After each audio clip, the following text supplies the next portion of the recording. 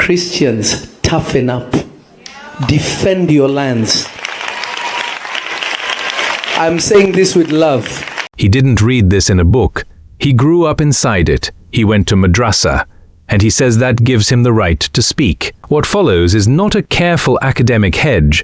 It's a warning delivered to a room that came for a sermon and got a geopolitical alarm bell instead. Japan's cemetery fight. A poison analogy nobody forgets. A ChatGPT test you can run on your own phone. And a line at the end that puts the whole room on its feet. Let's get into it. Sorry, I'm going to mention this for a second because I have the right to say it. I grew up in it. I was around it. I went to madrasa. I know it. Islam was not designed to integrate into any system. It was designed to take over every system and submit the people in it to their God by force. They don't know what tolerance is. Go look at the UK, go look at Europe. You will cry. The Western way is dying, yet these are Christian lands. 50 years from now, mark my words, if the Lord hasn't come, some of the nations that you loved to visit will no longer be what you thought it was. Notice how he opens. Not with a statistic, not with a study, with a receipt. He grew up in it. He went to madrasa. That's the credential nobody in the room can take from him. Then comes the thesis, and he doesn't soften it. Islam was not designed to integrate. It was designed to take over. Go look at the UK, he says. Go look at Europe. You will cry. 50 years from now, the places you love to visit won't be what you thought. They are planning global domination. You want to be nice. Islam is the religion of peace. Show me one country that it's in and it was peaceful. Doesn't exist. But do you know why it's happening? Because Christians are weak. Christians are weak. There it is, the question that never gets a straight answer. Islam is the religion of peace. Show me one country where it's in charge and it was peaceful. He waits. Nobody in that room fills the silence. Then he turns the blade on his own side. It's happening because Christians are weak. That's the part people miss. He isn't asking the West to be angrier at anyone. He's asking it to stop apologizing for believing anything at all. I was watching the Prime Minister of Japan. They call the Prime Minister of Japan racist. He says, I don't care. Because the 3% of Muslims in Japan demanded to have a Muslim cemetery. You know what she said? Go bury your people back in your countries. That's not our way here. You want to do that, go to your country. Said, go do it in your country. If you're going to bury here, you bury the way we bury people. You're not going to do that here. And another politician, high-ranked also, did something drastic like that too. They know, they said, actually the other one said that Japan will never be a Muslim nation. It will never be. But these guys are not even believers, but they're protecting their ways. Let me ask you a question. Or let me just say this. Poison is poison. Whether you put a little bit or you put a lot. If somebody pours poison in your drink with a smile, it's still poison. The Japan story is the whole argument in miniature. 3% of the population asks for a dedicated cemetery, and the answer is simple. Here, we bury people our way. They called the Prime Minister racist. He said he didn't care. And the room erupts, because that's the sentence Western leaders won't say out loud. Then the poison line lands, and it's the cleanest thing he says all night. Poison is poison. A little or a lot. Smile while you pour it. Still poison. Now, I love Arab people. I have some Arab blood in me myself. Yeah. My youngest son is 100%. Sale is Arab. His mother is Arab. I love Arabs. But any true Muslim, there's no extremist Muslim. Islam is just Islam. There's no misinterpretation of a verse. Grab your phone and go to ChatGPT, which everybody has. Ask it to read the Quran for you. It will refuse. Say, we don't quote sacred text. Yeah. Tell it to read the Bible, it will read it. It can criticize scripture. It will never criticize Islam. Watch how he cuts off the exit before anyone reaches for it. He loves Arab people. His youngest son's mother is Arab. That's not a disclaimer. That's a wall. He's arguing about a belief system, not a bloodline. Then comes the receipt anyone can check tonight. Open ChatGPT, ask it to criticize the Bible and it will. Ask it about the Quran and watch it refuse. He isn't asking you to trust him. He's asking you to test it yourself. Christians, toughen up. Defend your lands. I'm saying this with love. I never wanted to talk about these things, but now I'm going to start talking about it. We grew up in it. We know what it looks like. Y'all don't understand. It's crazy. It's bad. It's bad. We used to get beat up to memorize things. I went to madrasa. I know what it is. I saw how people would just go in Kenya. They went and blew up the malls and killed so many people. It happens all the time. That's the line that put the room on its feet. 4 words: defend your lands. Then he tells you what it cost him to learn this. Beaten as a child to memorize verses he didn't choose. He points at Kenya, at the malls, at the people who never came home. This is the part nobody can lecture him out of. He isn't reading about it in a newspaper. He grew up inside the thing he's warning you about. You say something about their prophet, they will burn everything, yet he's a false prophet. But they will say something about Jesus, there's no consequence. I'm not saying we go blow up anything, that's not our way. But we will defend what is ours. Defend your faith. Defend your way of life. If you smile, ask those who are in Iraq, ask those who are in Afghanistan, you will realize what happened to them. Those nations were not like that. He just named the asymmetry he says nobody will touch. Say something about their prophet, he argues, and everything burns. Say something about Jesus, and there's no consequence at all. Then he closes the door on the obvious accusation before it's made. He's not asking anyone to blow anything up. He's asking them to defend what's theirs. And then he hands you the map. Iraq, Afghanistan, Egypt, he says, was once entirely Christian. Those nations were not always like that. I was watching on the news, there's a Muslim man that converted to Christianity. He's being tried now he's going to be executed for changing. It's in their religion. The religious police arrested him. In a country that used to be Christian. Now, it is not recognized as a Christian country. It's a Muslim country. What happened? Oh, come in. We have to be tolerant. Before you know it, parents had to tattoo their children with Christian symbols for them to know that they came from a family that was Christian. That was a Coptic Christian nation. It was an Orthodox Coptic nation. Gone. It doesn't take long. 50 years is when they have already, everything has changed. 30 years. Defend. Defend.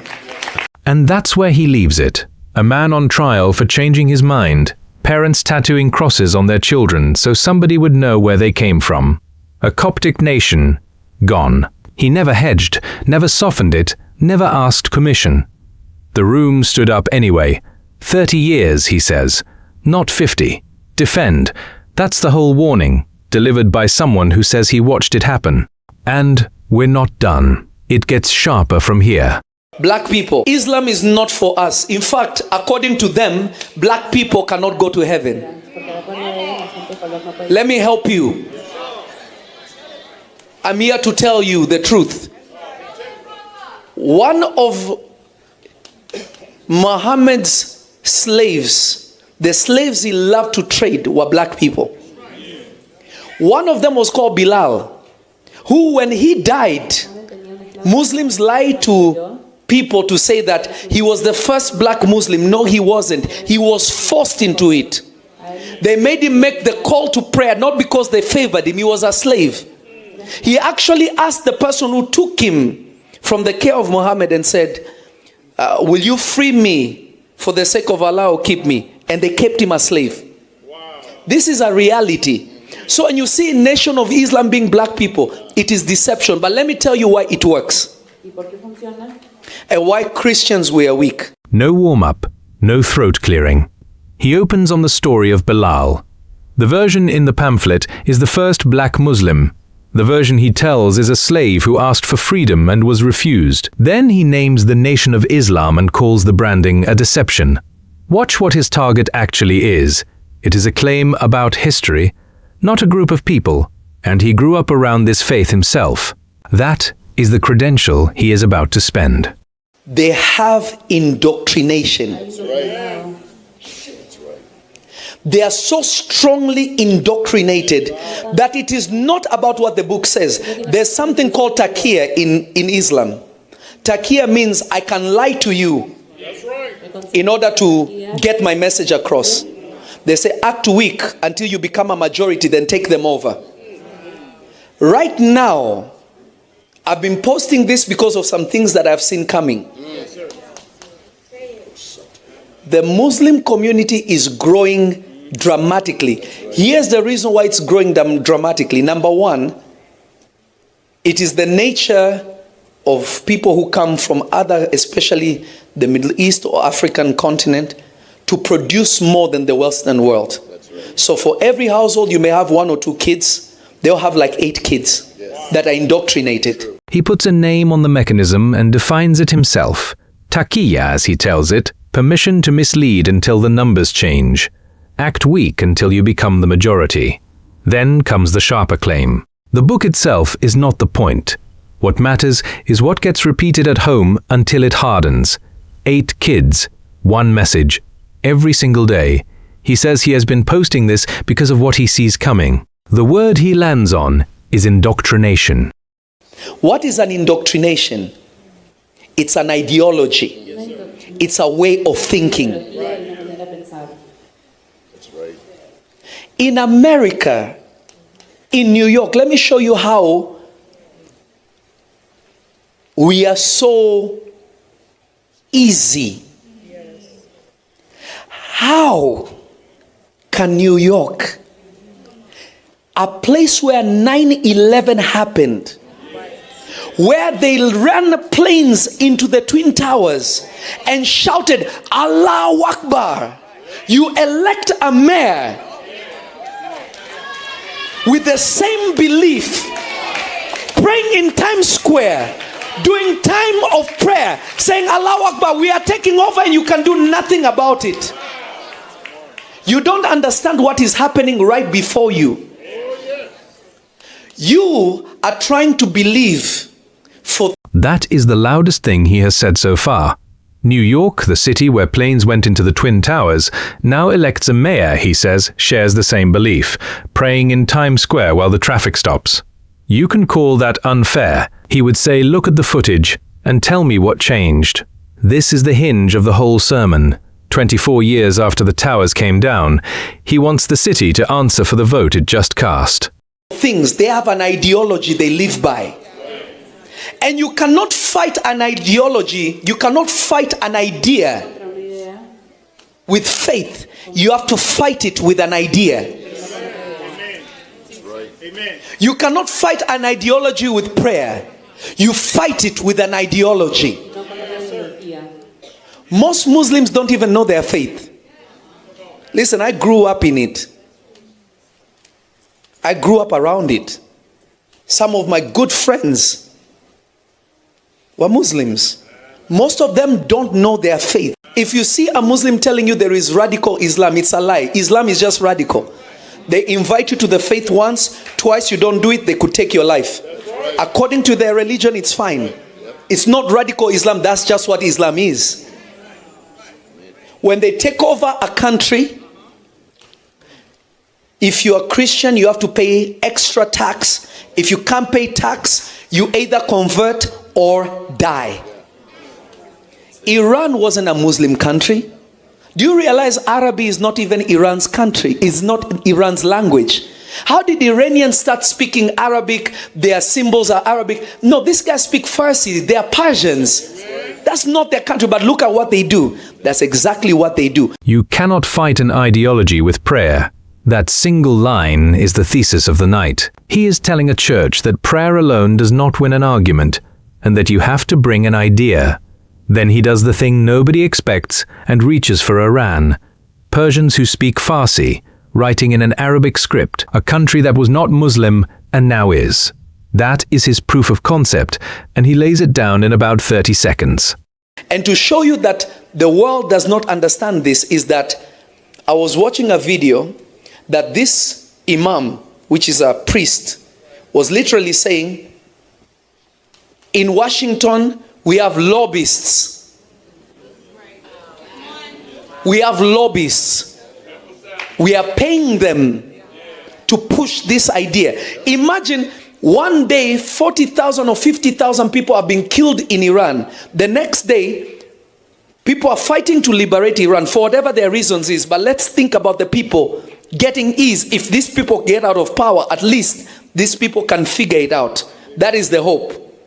The next day, people are like, no, let Iranians decide. 50,000 people are killed. Young and old, arrested, killed, murdered, because they opposed. Now watch him widen it out. An imam on video talking about lobbyists in Washington paid to push an idea. He is describing influence, not conspiracy.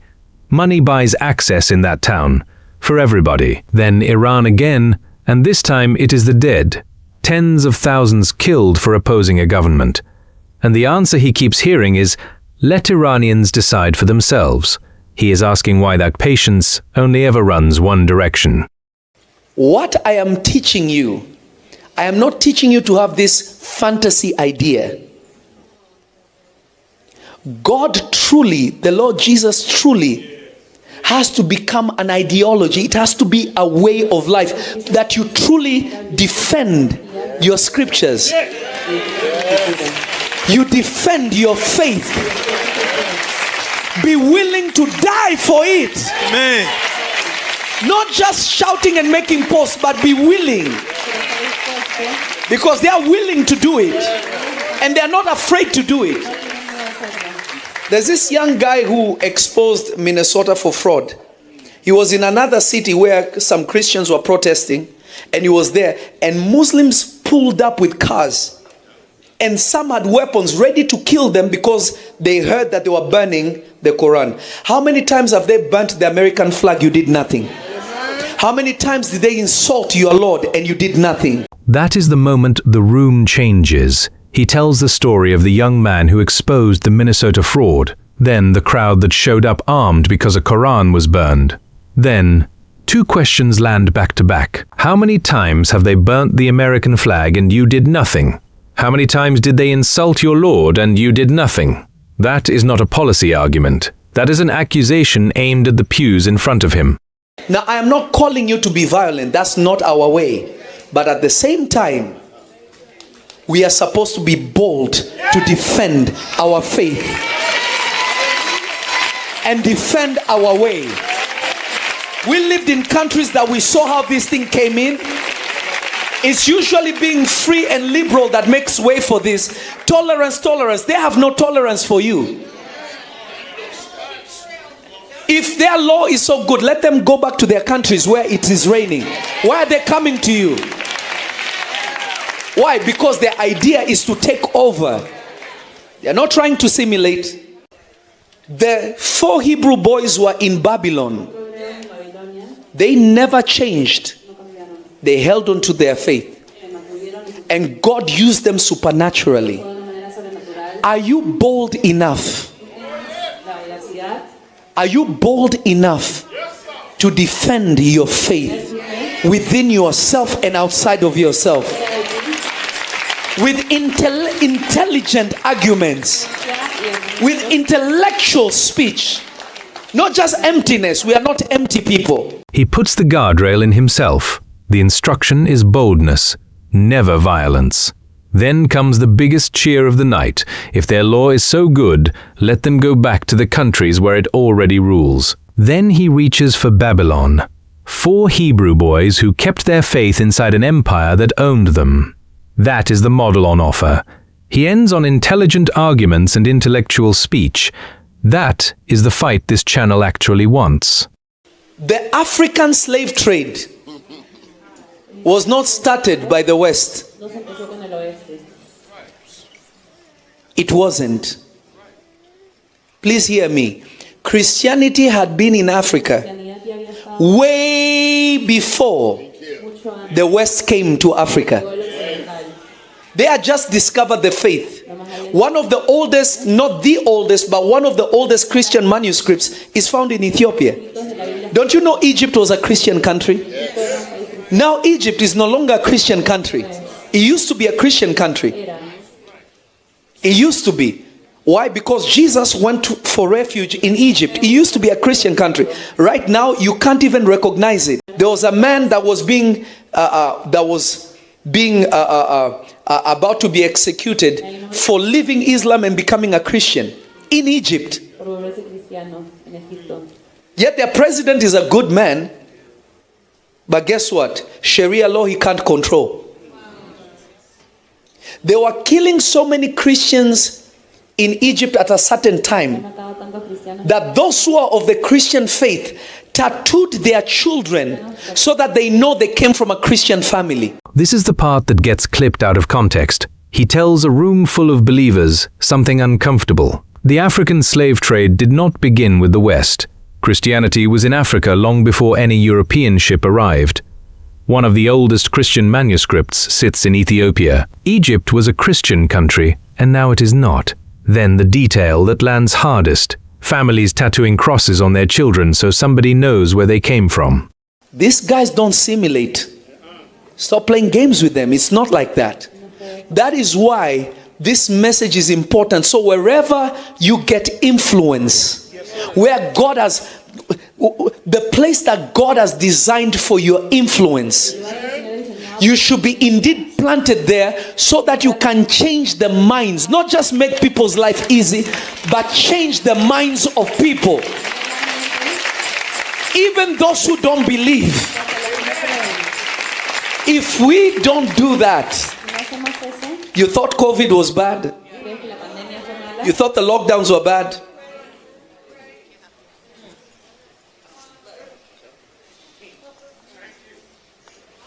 We cannot accept persecution before time.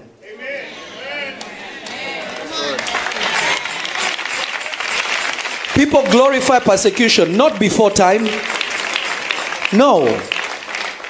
We lived in places we saw that. Here is where the sermon turns into a strategy. Go where you already have influence and change minds there. Then he goes to COVID. You thought the lockdowns were bad. He is talking to people who were locked out of their own church, and he says that was the small version. Then the sentence that put them on their feet: we cannot accept persecution before time. That is a warning to act, while a ballot is still enough. They are literally in New York, in the capital, shouting death to America. Why are you here? And the government is not doing anything, and those in power are not condemning it. That is why you need to replace them. Protect your nation. That is why we need to replace these people. My son is driving now, and I was just on Instagram earlier on, and a man went to charge his car, and he was stabbed to death in the car while he's charging his car. And when the ambulance came and they were trying to patch up this man to put him in the ambulance, another person on drugs took the ambulance and drove it away. So the man died because of a city that is badly managed. prayer is not the only thing that is going to fix it. We need prayer and action. Oración y acción. Some of you that are sitting here, you are called to govern this state, but you're just sitting there. You don't know who is being elected. You're worried about the general election, yet the general election has no effect on your counties as you would think. Right now there's a mayoral run and people don't even know who is running. La gente no sabe ni quién está corriendo para alcalde. Look at how badly our taxes are. Look at how drugs everywhere, homeless everywhere. It is strategic. Es estratégico. These people don't care about us. 2 sermons, no rebuttal, 1 argument built brick by brick. In chapter 1, the case is civilizational. The Japan cemetery story, the poison analogy, the ChatGPT test anyone can run at home, and Egypt's Copts as the ending nobody wants to read. Chapter 2 narrows the lens to something closer, arguing that an ideology cannot be answered with prayer alone. Bilal Taqiya, New York's new mayor, Iran trading Persian for Arabic, Minnesota, Washington lobbying. All of it lands on your city council and your ballot. Both rooms stood up. 30 years, he says, not 50. So tell us below, is he reading the timeline right or reading it wrong?